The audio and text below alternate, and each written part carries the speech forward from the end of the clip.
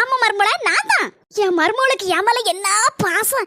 ஏ அப்ப என்ன பெரிய விருந்து வச்சிருக்கா. ஆடுறது, தாவறது, குதிக்கிறது, அது போடுறது முட்டை முத கொண்டுல வச்சிருக்கா. ஏ அம்மா அடியோ. கொஞ்சம் வாரும். வரமாட்டே.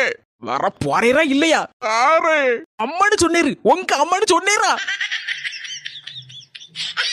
என்ன பரிமளா, எப்படி இருக்க? நல்லா இருக்கேங்கோ. நீங்க என்ன காத்தாட உட்காந்துட்டே போல இருக்கு? புது மருமம் வந்ததுல இருந்து வேலையெல்லாம் அவதான் பாப்பா போல இருக்கு. ஆமாம்மா, சோறு கறி எல்லாம் அவதான் வைப்பா. நல்ல வைப்பா பாத்துக்கா. இப்ப எனக்கு ஒரே ரெஸ்ட் தான். சின்ன தாயக்கா பரவாயில்ல, நீங்க கொடுத்து வச்ச ஆளுதான்.